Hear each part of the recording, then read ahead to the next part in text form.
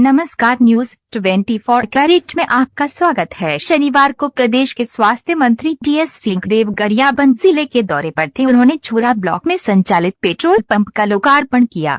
इस दौरान मीडिया से बातचीत में मंत्री टीएस सिंहदेव ने मुख्यमंत्री बनने को लेकर कहा, मौका मिलेगा तो जिम्मेदारी निभाने का कोशिश करूंगा, लेकिन घर के बड़े जो फैसला सुनाए वो हम मानते हैं।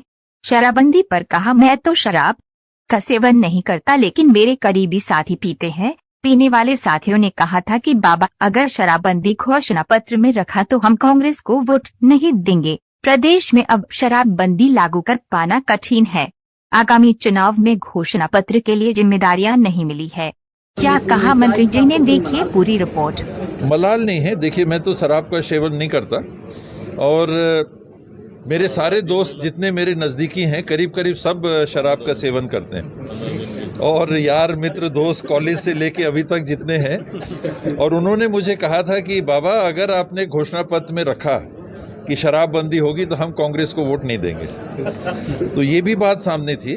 दूसरा, महिलाओं के बीच से एक तेज आवाज़ उस समय उठी थी कि सामाजिक दृष्टिकोण को रखते हुए, घरेलू हिंसा को ध्यान में रखते हुए, शराब में परिवार के बहुत सारे पैसे खर्च हो जाते हैं शराब के सेवन में, दूसरे काम के लिए वो पैसे कम फिर पड़ने लगते हैं।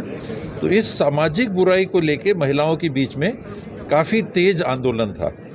उस समय भी कांग्रेस दो राय में थी कि लागू करना कि नहीं करना। अनुसूचित क्षेत्र हैं हमारे यहाँ, ट्राइबल एरिया हैं, 146 जनपदें हैं, उसमें से 85 ट्राइबल हैं। उन ट्राइबल 85 जनपदों में अभी भी घोषणा पत्र में भी ये था कि शराबबंदी नहीं होगी। वहाँ आदिवासी समाज में जो चलन है, रीति रिवाज है, शराब का सेवन भी वहाँ करते हैं, रीति रिवाज में उसके लिए जगह भी है, तो वहाँ पर नहीं रहता है। और शेष जिलों के लिए, शेष जनपदों के लिए था। अभी तक सरकार नहीं कर पाई है और मुझे लगता है कि अब वो कठिन है उसको लागू कर पाना। इनमें से ही चेहरा होता है। अभी भूपेश बघेल जी मुख्यमंत्री के रूप में काम कर रहे हैं, मोहन मरकाम जी पीसीसी प्रेसिडेंट हैं, तो संभावना इनमें से ही है। भूपेश जी की संभावना चेहरे के रूप में मुझे लगता है। हालांकि ये पार्टी का निर्णय है, मेरे को इसमें कुछ कहना नहीं चाहिए। जो मुख्यमंत्री के रूप में काम कर रहे हैं तो सामान्य रूप से चेहरा उनका ही रहता है। अब तो उतना समय भी नहीं है। पिछली बार घोषणा पत्र हम लोगों ने जनवरी से ही चालू कर दिया था लोगों से मिलना, और ऐसी जवाबदारी अब नहीं मिली। अब तो समय नहीं बचा उस तरह से घोषणा पत्र लोगों से मिल के बना पाने का। तो जिन जिन को जो जो जिम्मेदारी मिलेगी उस हिसाब से फिर करेंगे। संगठित कांग्रेस सीएम के चेहरे के साथ चुनाव लड़ेंगे। मेरे को आप अखिल भारतीय कांग्रेस कमेटी का अध्यक्ष बना दो तो मैं घोषणा कर देता हूँ। यानी मैं एक छोटा कार्यकर्ता हूँ, एक राज्य स्तर का जनप्रतिनिधि हूँ। ये हमारी हैसियत नहीं होती है कि हम डिक्लेयर करें कि मुख्यमंत्री का चेहरा कौन होता है। तो हाईकमांड का हमको सम्मान करना पड़ता है। ये हमारे घर के जो बड़े होते हैं उन लोग तय करते हैं कौन होता है, और वो घोषणा करते हैं। मैं कौन हूँ कि मैं बोल दूँ कि ये चेहरा होंगे।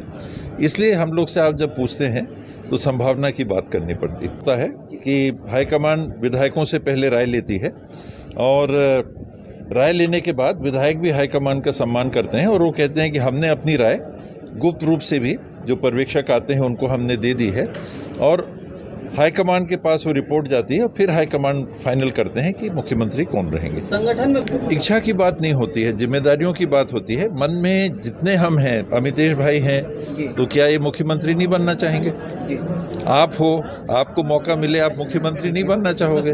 आप भी बनना चाहोगे। मेरे को भी मौका लगेगा तो मैं भी जिम्मेदारी निभाने की कोशिश करूंगा। आप तैयार हैं जिम्मेदारी निभाने? हर व्यक्ति तैयार रहता है। हर व्यक्ति जिनके मन में ये बातें रहती हैं, हर व्यक्ति तैयार रहता है। लेकिन घर के बड़े ने जो फैसला सुनाया, फिर हम उसको मानते हैं।